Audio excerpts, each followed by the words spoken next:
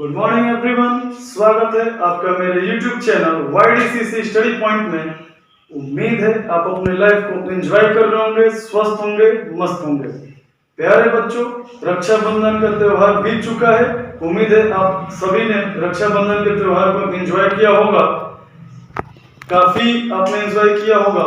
और कल इसी कारण मैंने कोई वीडियोस नहीं बनाई थी ताकि आपके एंजॉयमेंट में कोई भी कमी न रहे। लेकिन एंजॉयमेंट के साथ साथ पढ़ाई भी बहुत जरूरी है।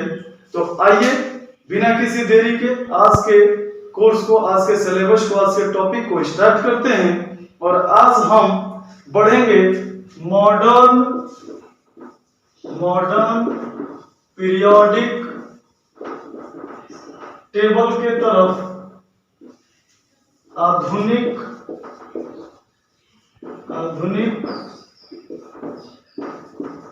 आवर्त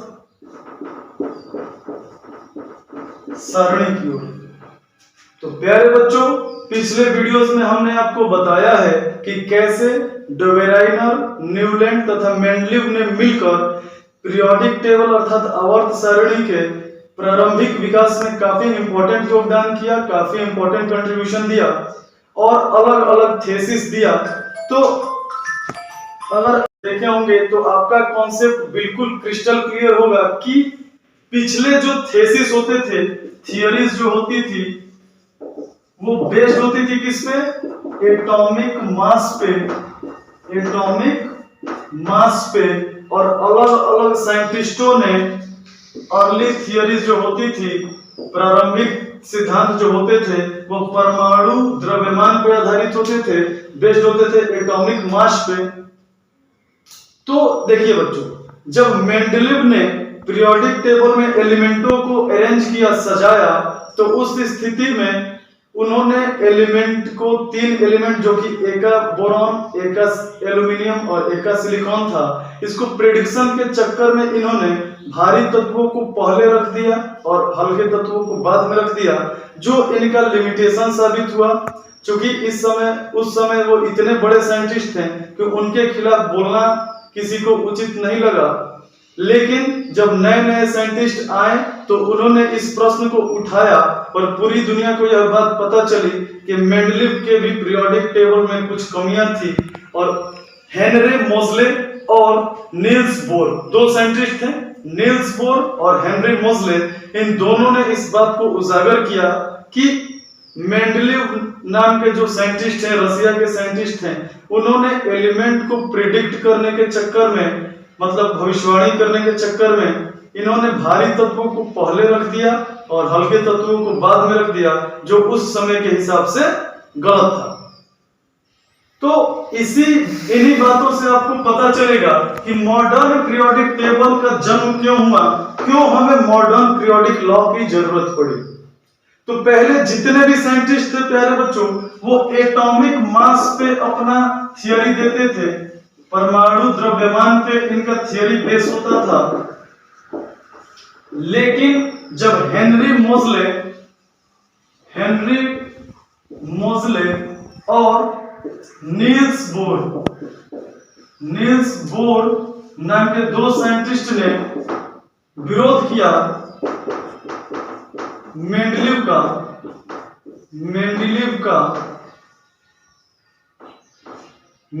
का, तो उस समय बिल्कुल केमिस्ट्री की दुनिया में हड़कंप मच गया था। सभी साइंटिस्टों ने इनका बहिष्कार करना शुरू कर दिया कि इतने बड़े साइंटिस्ट का विरोध आप कैसे कर सकते हैं।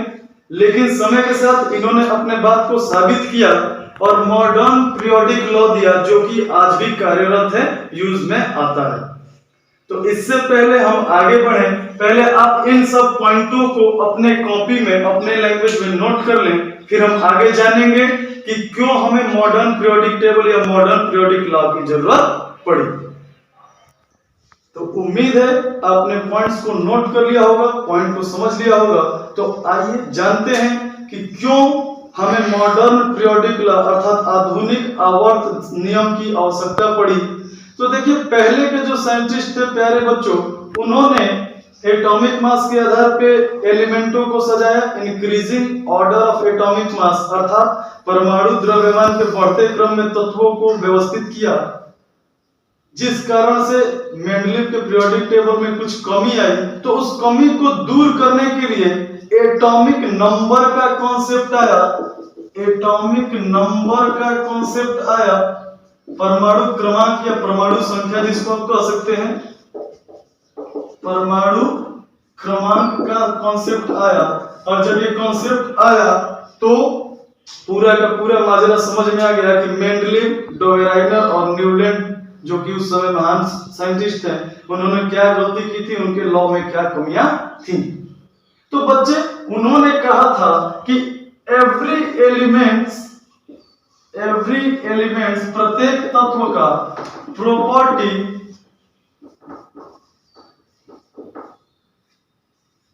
Is periodic function of atomic mass. मतलब कि ये अर्लियर पीरियोडिक लॉ था, प्रारंभिक पीरियोडिक अर्थात आवर्त नियम था। तो साइंटिस्टों ने पहले डोवेराइनर, न्यूलैंड और मेंडलीव ने यह कहा कि जितने भी तत्व हैं उनके गुणधर्म, उनके गुण जो हैं वो उनके एटॉमिक मास पे निर्भर करेंगे, परमाणु द्रव्यमान पे निर्भर करेंगे। लेकिन जब हेनरी मोजले और नील्स बोर ने अपना कॉन्सेप्ट दिया तो पूरा का पूरा लाइन यही था, केवल एटॉमिक मास के स्थान पे एटॉमिक नंबर जुड़ गया, एटॉमिक नंबर जुड़ गया। मींस अगर आपसे कोई पूछे कि व्हाट इज की difference between ancient periodic law and modern periodic law, अर्थात प्राचीन आवर्त नियम और आधुनिक आवर्त नियम में मूल अंतर क्या है, तो आप सिंपली बोलेंगे कि पहले एलिमेंट के जो प्रॉपर्टीज होते थे, गुण होते थे, वो एटॉमिक मास पे निर्भर करते थे, एटॉमिक मास के पीरियोडिक फंक्शन होते थे। जबकि आज के हिसाब से एलिमेंट के जो प्रॉपर्टीज हैं वो एटॉमिक नंबर पे आधारित होती है।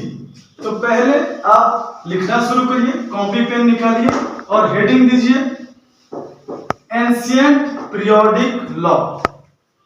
Ancient periodic law, according to this law, लिखना शुरू करें आप, according to this law every element's properties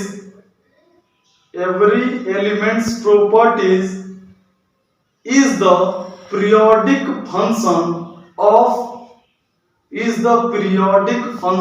of its atomic mass। Hindi में अगर आप लिखना चाहें तो लिखेंगे इस नियम के अनुसार, इस सिद्धांत के अनुसार प्रत्येक तत्व की गुणधर्म परमाणु द्रव्यमान की, प्रत्येक तत्व की गुणधर्म परमाणु द्रव्यमान की आवर्त फलन होती है, पीरियोडिक फंक्शन होती है। ध्यान रखेंगे कि एंशिएंट पीरियोडिक लॉ जो था वो एटॉमिक मास पे निर्भर करता था, एटॉमिक मास से जुड़ा था। और इसके जस्ट नीचे आप हेडिंग दें मॉडर्न पीरियोडिक लॉ, मतलब कि आधुनिक आवर्त सिद्धांत, और इसमें आप लिखना शुरू करें according to this law every element's property is the periodic function of atomic number।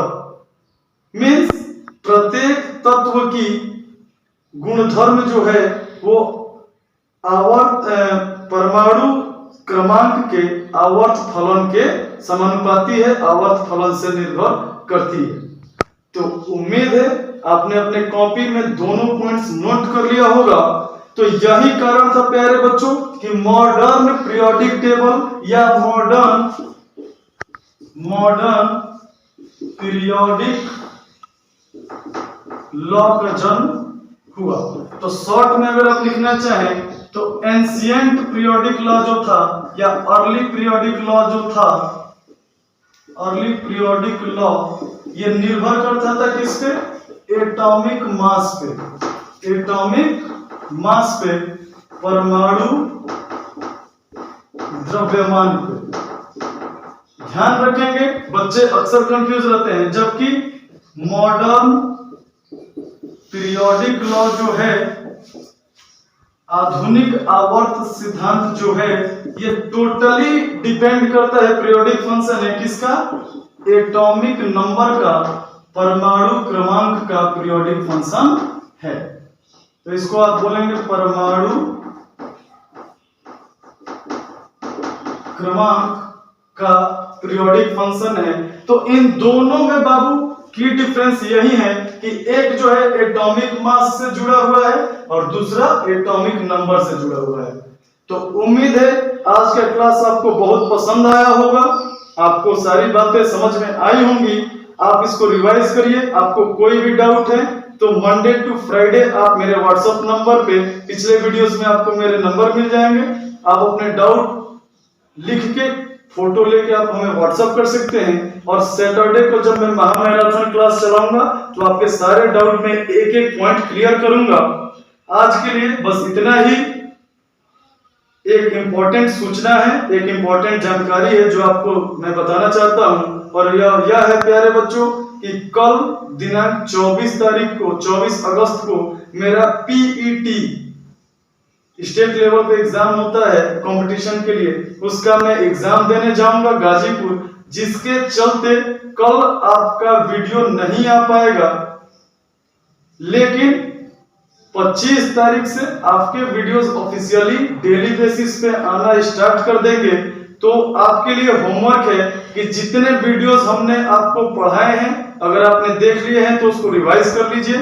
कोई डाउट है तो आप हमसे पूछिए, और अगर डाउट नहीं है तो बहुत अच्छी बात है, आप सफलता की ओर तेजी से बढ़ रहे हैं। तो आपको शुभकामनाओं के साथ मैं अलविदा कहूंगा। तब तक आप अपने लाइफ को एंजॉय करिए, स्वस्थ रहिए, मस्त रहिए। जय हिंद, जय भारत।